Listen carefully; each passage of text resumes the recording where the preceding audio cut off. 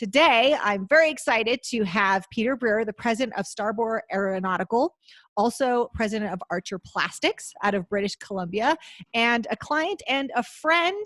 And I'm really glad to have you here today, Peter. Thanks for taking the time to speak with us. Thanks, April. It's my pleasure.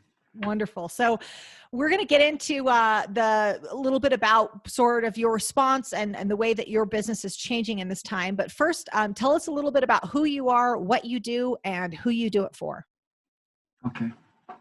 I operate and own two manufacturing companies, somewhat related in terms of their the techniques and the processes we utilize, as well as the manpower and the materials. One is Archer Plastics, and that's focused on custom manufacturing for various industries. And also, then I have a company called Starboard Aeronautical, which focuses particularly on the aerospace industry, fixed wing, as well as helicopters, rotary wing, and vast majority of that being rotary wing. And in Starboard Aeronautical, most of the customers currently are specialized or involved. My customers are involved in the forest fire, fire spotting, air ambulance, logging, search and rescue. Sure. So that kind of, and the Archer Plastics is all different kind of industries, from medical, dental, industrial, recreational, marine, so a variety of different industries. But it uses the same processes, the same techniques, same processes to manipulate the plastic into different shapes and different forms, and to so they're somewhat related, but a little different industry in terms of a little bit of focus in terms of the marketing of it. Sure. Now, since you probably have the benefit of it being kind of diversified a little bit, so relatively similar, but touching on different industries, how has your business been impacted by this?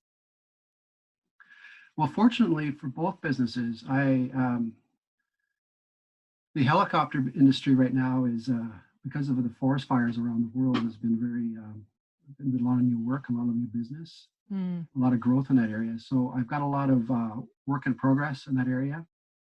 The Archer Plastics side, we did have a significant order some time ago that we're working on. We're going to be starting working on it very soon. So that'll keep us going for a couple of months. But I was getting a little nervous about Archer Plastics, but because of the crisis, there has been some opportunities to help out in the community, especially in the retail stores, the pharmacies, and the grocery stores, to help manufacture and install barriers. Wow. Sneeze guards between the clerks and the customers in the stores. A little added barrier between that sneeze. It's basically essentially a sneeze guard to prevent the customers and the staff members from infecting each other. So. Yeah. So is that something you guys did before, Peter, or is that kind of repurposing existing machinery for that? We have done a little bit, but not to this extent, and not to this volume. There was a couple stores, one grocery store chain and one pharmacy chain that we did a little bit ad hoc, a little bit once in a while. We got a few little different screens and stuff. But on Friday, yesterday, it really took off, and had some inquiries from both those stores chains, as well as two other pharmacy chains. So I'm pleased that everybody will keep busy over the next number of months doing that kind of work. And but the most important thing, I thought, I looked at where I was vulnerable, where my risks were, and I've instructed my administration to make sure that that any accounts receivable, we go after those early and see what we can do on collecting them, because I think people will have trouble, and not to make it difficult for our customers, but just to make sure that money keeps flowing. Sure. So we're trying to mitigate our risks that way. Sure. I do have a fairly small work team, so there's not a lot of people.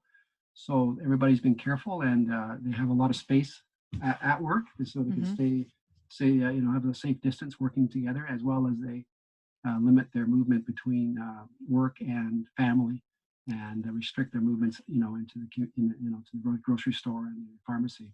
Sure. So So, I haven't really been affected. Just I was getting nervous about the cash flow, mm-hmm, and where some of our customers may have trouble paying their bills. mm-hmm. But I've asked the accounts receivable personnel to make sure they're on top of that, and see Sure. if make agreements with customers that are, if they're going to have problems, to see what we can do to mitigate those problems, those issues. Absolutely. Now, is your staff, is it primarily in the office? Do you have field people, manufacturing? What is your staff, or virtual? What does your staff makeup look like? Yeah, I have one outside technician utilizing to do 3D scanning. We do a lot of 3D scanning of helicopters and high-end cars for customers that want to design and manufacture custom kits for their cars, custom auto body shops. So he does a lot of stuff in the field, and he'll be doing a lot of the installation of these screens going forward at the various pharmacies and retail grocery store chains. Okay.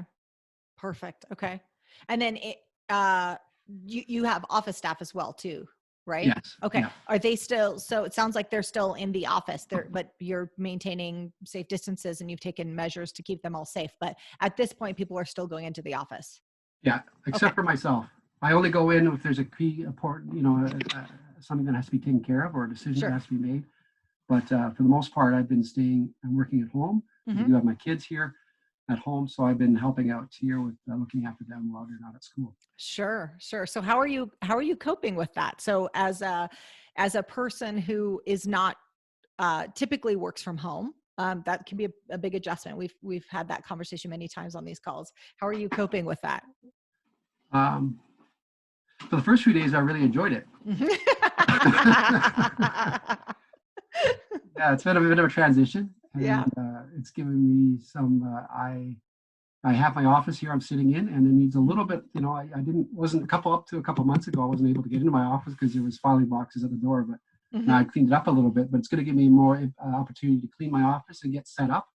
I might buy. I'm right now operating on a laptop, but I might. I'm considering buying some monitors to make it a little bit more effective or efficient when I'm using a computer. Sure.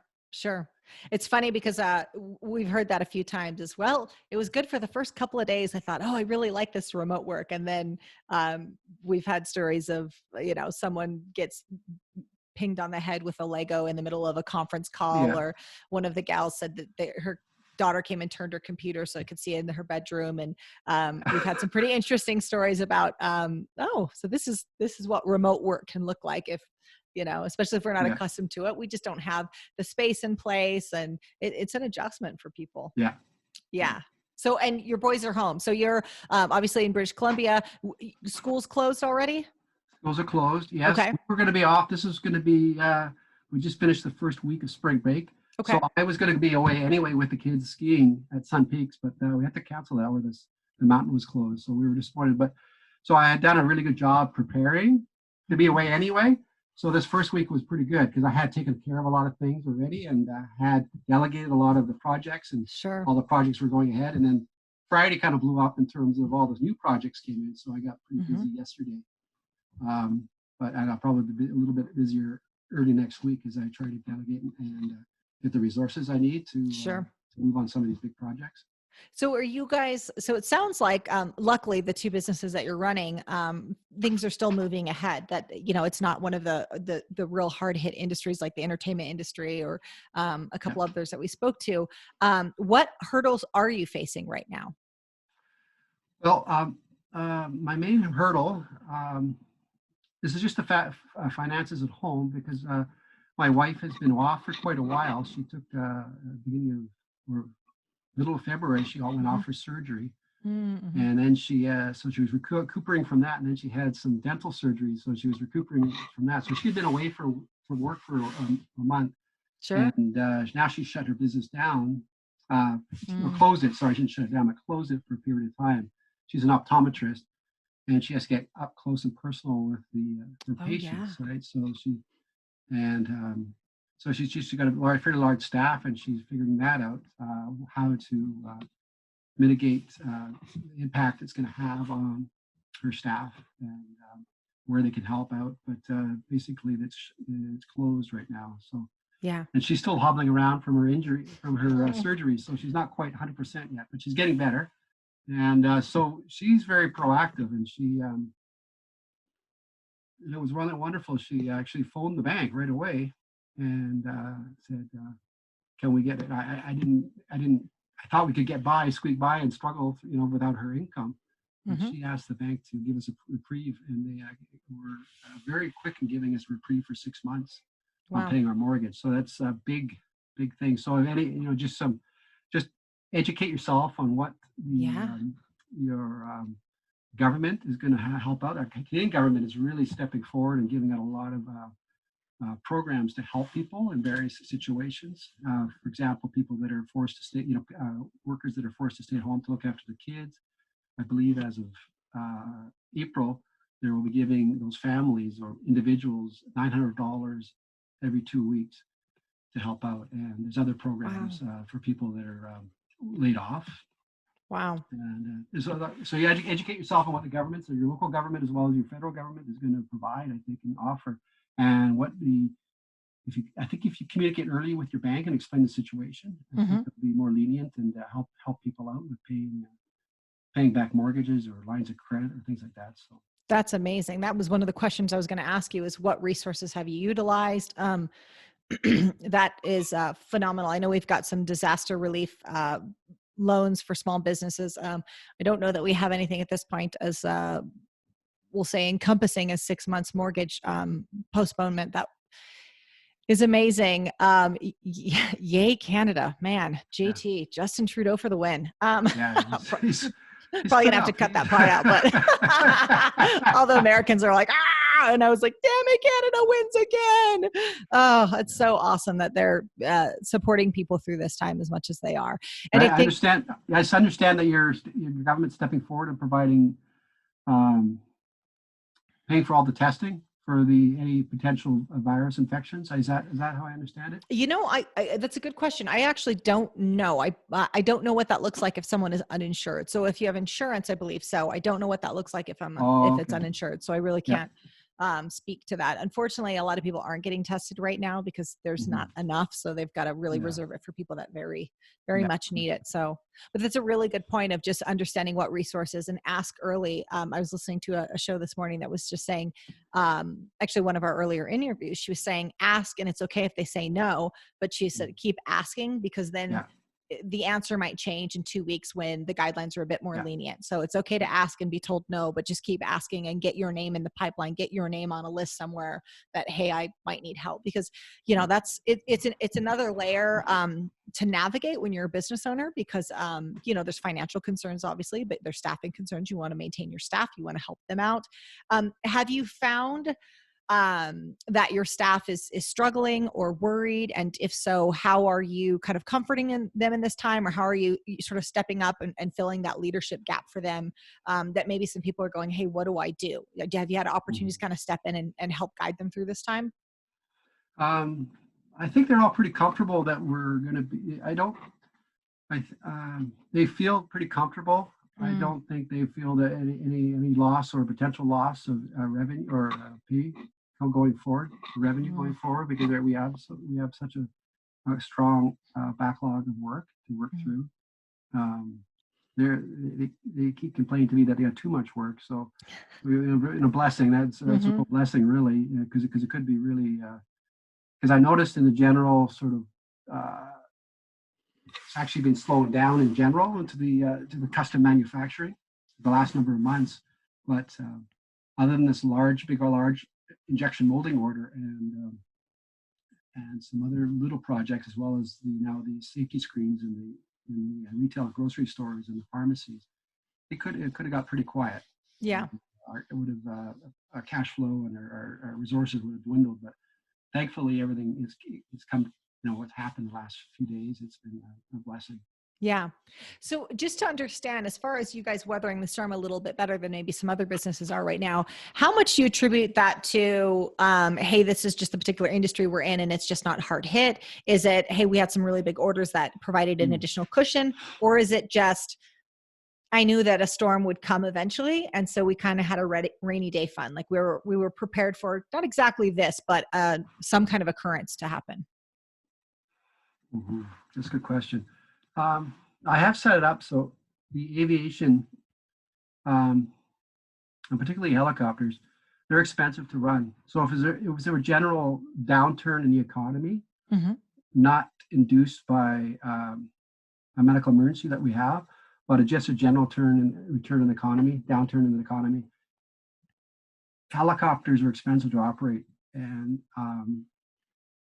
so it always has a little bit of a dip when there's a general economy. But I am sort of buffered by that or insulated by that, because I do a lot of work for helicopters operated fighting fires for the U.S. Forestry Services and the forestry services around the world. So it's kind of this is a recession proof because the forest fires are getting worse and worse over the last number of years. So it's always been it's been a steady form of income for Sure. us. And but Archer has always been very steady and always growing every year for the longest time. But I've noticed in the last 4 months, it's been the work in progress has dropped off. And I was getting a little nervous that I was thinking that there was going to be a downturn, and then this happened. So a double whammy. But then I've been, mixed blessing that it's all worked out. Sure. I think you need to be, you got to be aware where you are in terms of where you're vulnerable, and you got to, I don't think, overreact or underreact. You have to mitigate your risks and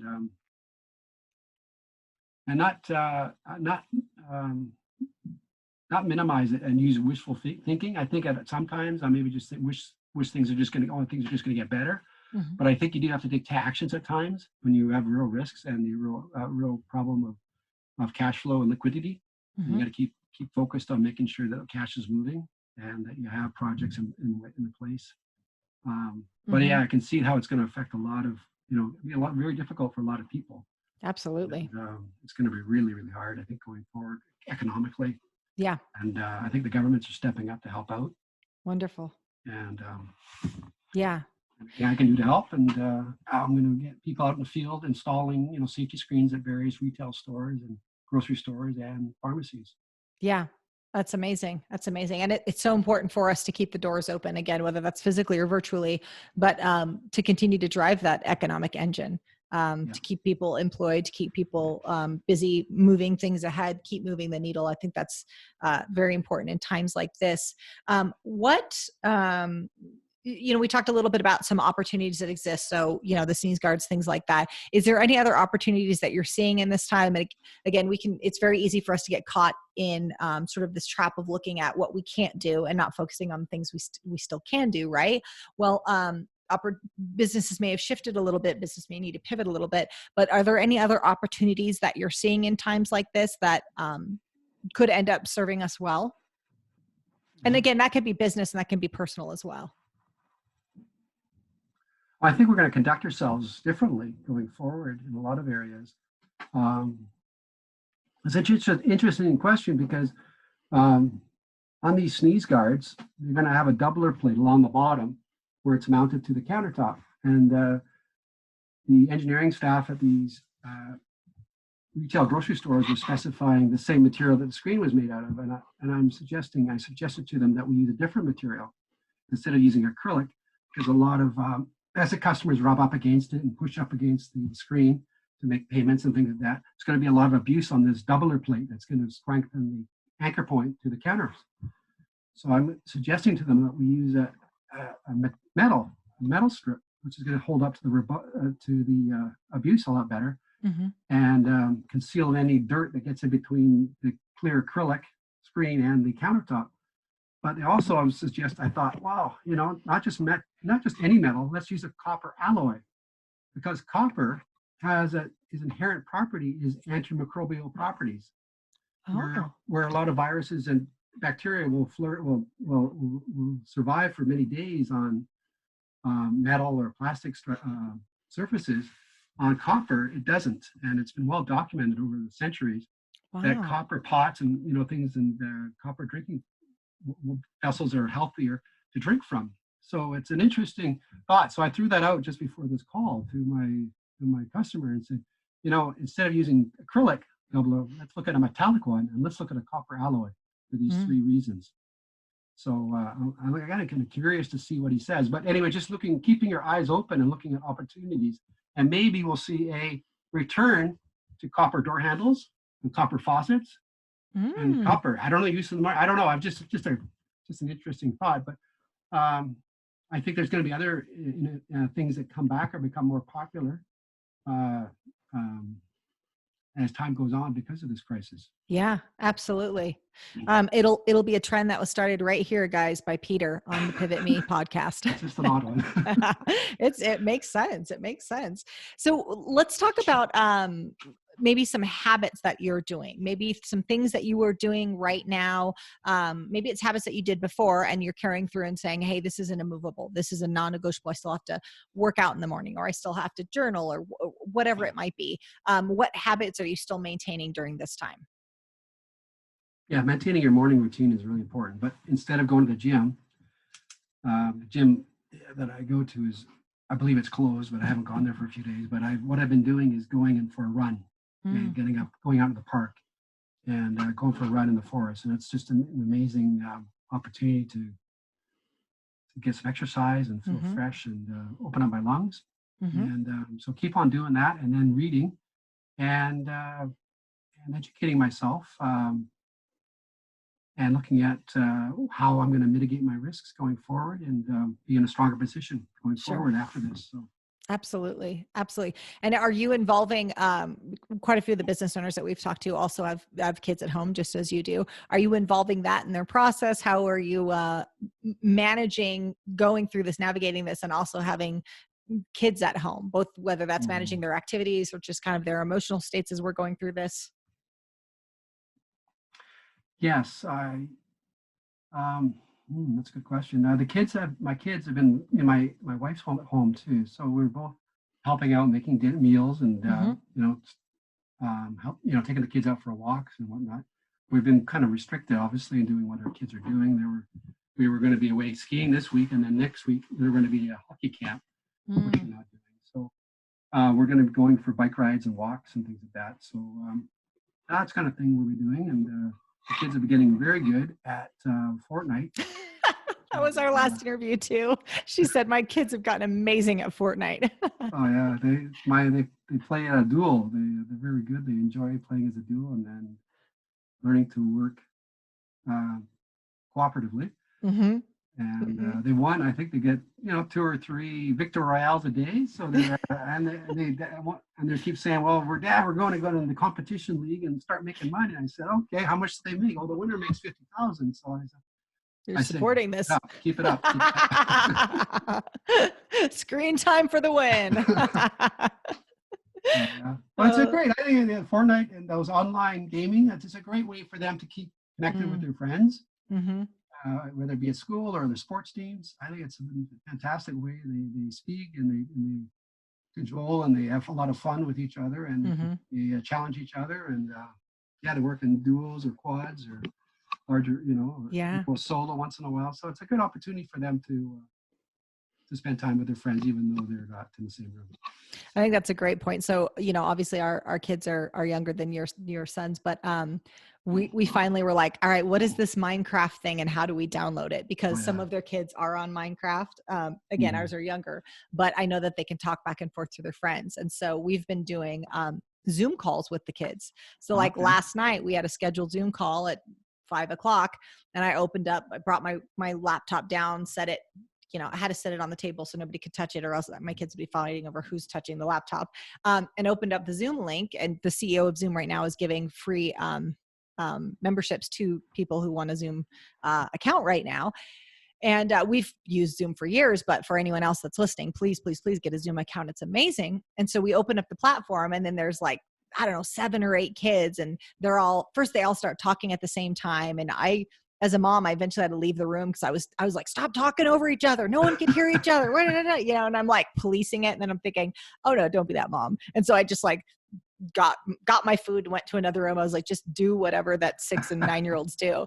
So, I mean, it probably went on for an hour and a half and everybody's talking over each other and showing each other pictures. And I come back out and they were playing rock, paper, scissors. Right. And it was cute. I got a cute little video of them all playing rock, paper, scissors. But I think we're going to be doing that every day going forward, just so they can at least see their friends, because they need community too. And they need to talk about this in the way that a 6 or 9 or 14, whatever, however old your kids are, they need to talk about this in a way that kids that age talk about it. So, I think that's great. I think my kids are too young for Fortnite. I'm not really sure. I don't really know what this is yet. Probably, but Minecraft it is. So I'm going to learn all Minecraft about. Is great, yeah. Okay, I'm going to learn all about that next. So, let's see. So, habits. We talked about habits. Habits that you're doing. Just a couple quick questions for the wrap up, which is, what are you not doing? What are you intentionally staying away from? And I'll kind of tee that up. So some of the things that I've heard is that people are saying, hey, I'm intentionally, only limiting my social media time between this time and this time because I found that, it kind of amped up my anxiety or made me feel worse about the economic situation or the health situation. Some people are actively not doing certain things. Is there anything that you're actively not doing in this time? I never really engaged in social media or the news, but I have been watching the news, the evening news, just to get a recap of what's happening economically, as well as the what's happening with the levels of infection around the world. Mm-hmm. Just to educate myself and have a realistic look at where we are, instead of just burying my head in the sand and carrying on. That's what and also what I'm not doing. I'm trying, if people are getting worried or anxious, which spouses will look at this crisis in different ways and react to it very differently. Sure. So if my spouse is getting anxious about things and worried about things, and I will try not to get involved too much. I'll just be very calm and I'll just say, let's just keep it in perspective. Where we're at, we're very safe, and we're doing well financially, and we've taken some steps to help us out with the bank for 6 months, which is wonderful. Mm-hmm. And so that's been really good. So just not to get too wrapped up in other people's anxiety and fear, and to stay my course and read and keep engaged with my family. And I'm using Zoom a lot. Actually, this is a number of calls this week. I'm using Zoom. My family is very active on Messenger, and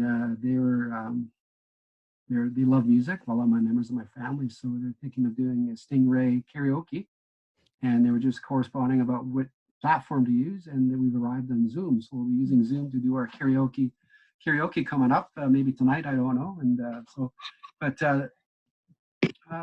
but in terms of just try not to get too wrapped up in the hysteria and the fear and the anxiety, and just keeping my course and taking the opportunity to read and to kind of look at it, to get stronger for the future in terms of financially with my business and my family situation. So not only this situation we're going to survive, but in better, stronger position going forward. Mm-hmm. Is that something that you're actively working on, Peter? Because one thing that comes across in this conversation is that you're very intentional about your mindset. And obviously we've worked together for, more than a year. We know each other pretty well. And I know that's something that you focus on, but are you finding that you're being very intentional about your mindset right now? Like keeping yourself focused on, hey, I'm focusing on the right things. I'm focusing on the solutions, not the problems. And if so, is there an exercise that you do, or is it just being aware of your thoughts that's kind of helping you get through this? There's a couple of things I'm doing. I am trying to, at least daily, to do a couple of breathing processes with Wim Hof, just to open up my lungs. And I find it there's a 10-minute breathing technique I do with him.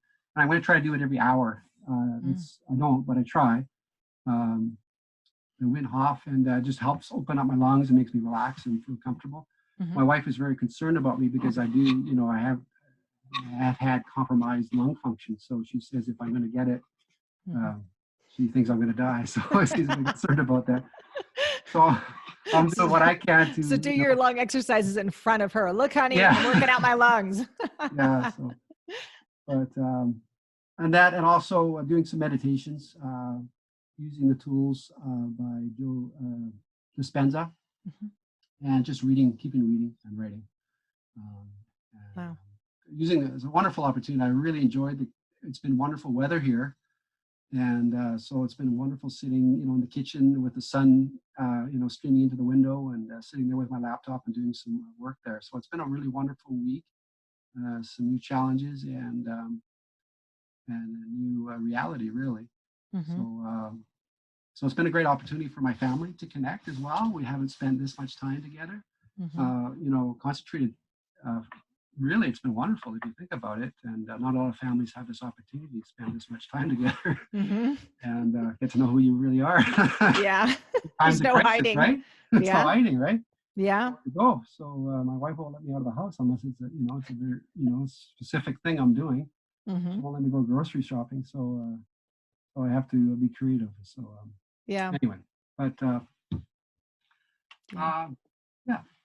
one thing, is there a way that you are, we talked about a little bit about supporting employees. It sounds like everyone's faring pretty well, and both being a rock for your family. And that's definitely come up on quite a few of these calls that, that it's important for us to sort of be the harbor in the storm right now. Is there, have you reached out to anybody else? Is there anything that you're doing for, whether that's, a friend or a relative or a community, anything that you'd share around, hey, this might be a way that we can kind of help support other people through this process? Well, my family is, I'm one of 8 kids, and my mom, and a lot of my kids, as well as my nieces and nephews and cousins, are all pretty connected with iMessenger. So whenever we send a message, everybody gets it. So it's been wonderful. We do have a nephew in the Okanagan that got infected, and he's in recovery. He's in mid-20s, but he's been in isolation for a while, but he's doing well. Good. But I was thinking of the last few days. I've been thinking about I got to reach out to my mom more, even more than I do, daily, and to some of my friends. Actually, a good friend of mine reached out to me last night, so I'm going to call him today after this call. Wow. Yeah. It's different people. Just get in contact with your when I'm having a coffee with somebody on Tuesday morning. Yeah. As long as my wife lets me out. Lets you out of the house. Do your breathing exercise in front of her today, Peter. Yeah. Is there, if there was a piece of advice or encouragement that you could give, either to business owners directly or just to people that are listening right now, what would that be? What would you say?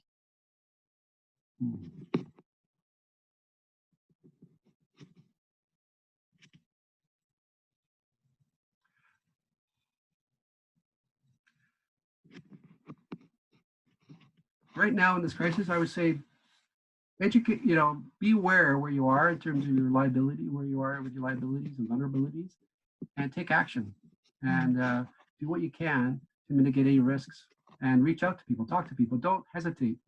And I got, my wife has been very good in terms of not hesitating at all and reaching out to the bank. And I was going to, wait for a while, but she did it right away, which is amazing.